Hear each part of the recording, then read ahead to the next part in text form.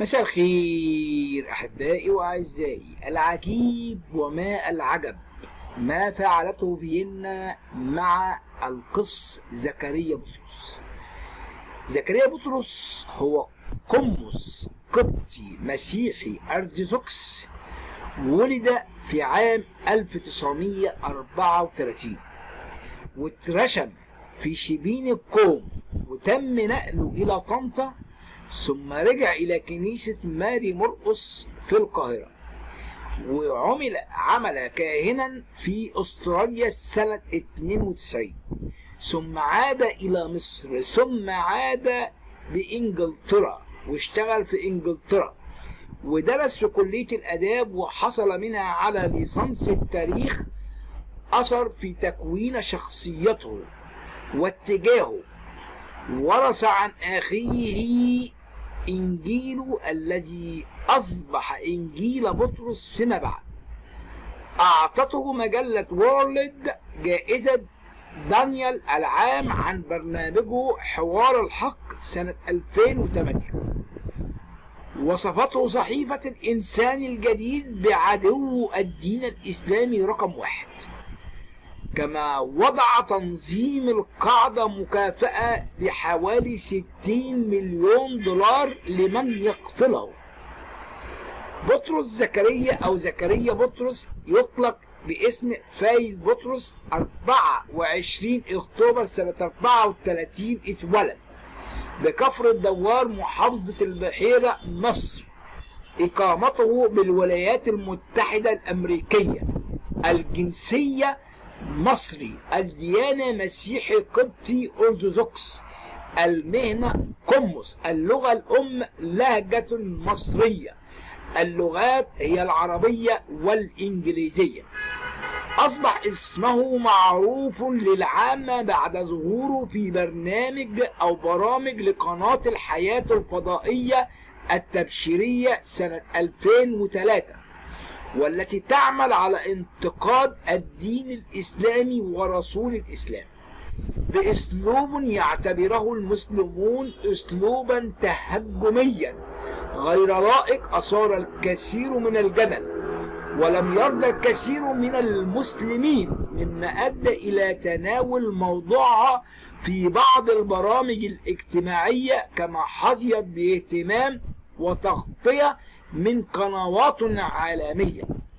وفي يوليو من العام 2010 أبلغت منظمة جويس ماير التبشيرية، وهي منظمة تبشيرية أمريكية تعمل بالشراكة مع قناة الحياة، التي أبلغت قناة الBBC عربي أنها ستوقف بث برامج زكريا بطرس في رسالة جاء فيها إن وسط المنظمة في الشرق الأوسط أبلغ بأن قناة الحياة التبشيرية قد قررت التوقف عن بث برامج القمص زكريا بطرس، وأن هذا الشهر هو الأخير لبرامجه على شاشة القناة.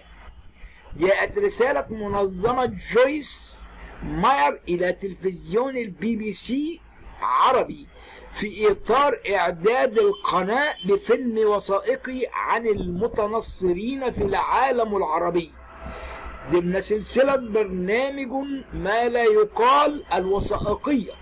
وقد سمي فريق البرنامج إلى لقاء المسؤولين في قناة الحياة، التي تعمل في سرية تامة وتحيط العاملين بها بإجراءات أمنية متشددة، ليستفسر منهم عن تفاصيل أسباب إيقاف برامج زكريا بطرس، غير أن الرد على كل محاولات الفريق كان يقابل بالرفض من قبل المسؤولون عن القناة، متحجبين بأن ذلك راجع لأسباب أمنية. ثم توجه فريق عمل البرنامج إلى منظمة جويس ماير لعلاقة الشراكة الموجودة بينها وبين قناة الحياة، ولكنها رفضت بدورها. افتتاحة قناة جديدة. قام في إبريل 2011 بإطلاق قناة جديدة خاصة باسم الفادي تبث بأمريكا الشمالية، وهي تبث الآن في الشرق الأوسط. وردود فعل إخوتنا المسلمين أدى أسلوب القمص إلى خلق سخط عام من قبل إخواننا المسلمين وكثير من المسيحيين، مما حدا بعض الأساقفة إلى التحذير منه. وفي تصريح للبابا شنودة بأن أسلوب زكريا بطرس غير مرضي، وأن مشاكله لا تتعلق بالهجوم على الإسلام وحسب، وإنما بمفهوم للخلاص واعتقاده بالخلاص في لحظة. الردود والمناظرات أدى أسلوب القمص في حوار الآخر إلى عرض مجموعة من المثقفين وطلبة العلم المسلمين الرد على القمص زكريا، وآخرين قرروا أن يتجاهلوه.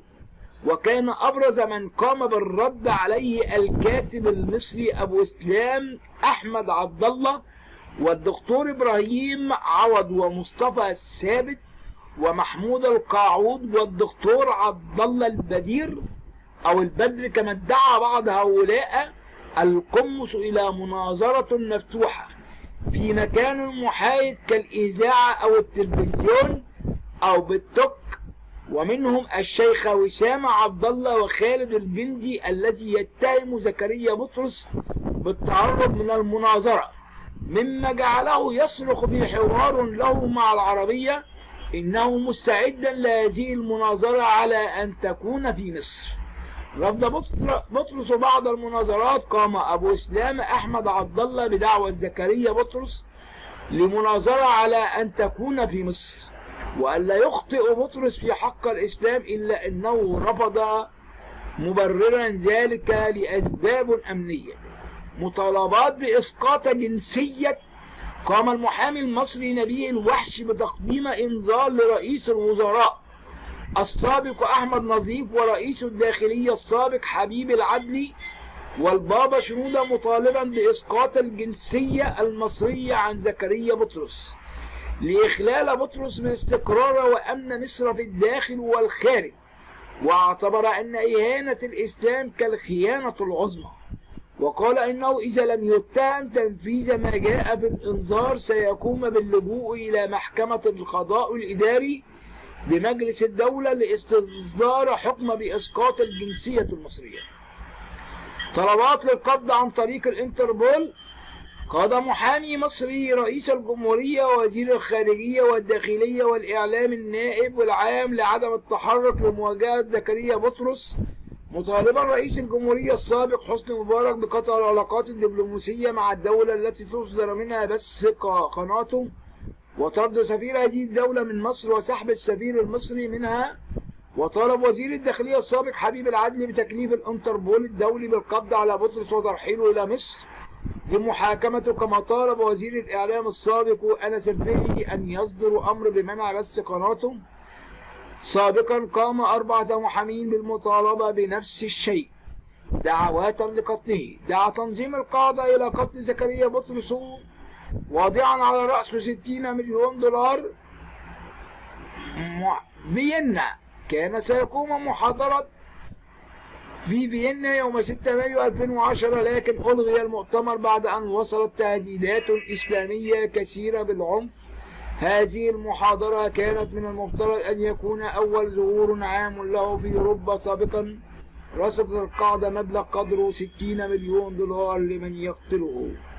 أحبائي وأعزائي، لكم مني كل الحب والتقدير، وسلام الرب يكون معكم آمين. ولنا كل السلام لكل إخوتنا المسلمين، وإن شاء الله تكون علاقتنا علاقة جيدة وعلاقة محبة. أشكركم على كل شيء، وربنا يا رب يتمجد ويكون كله بسلام وخير.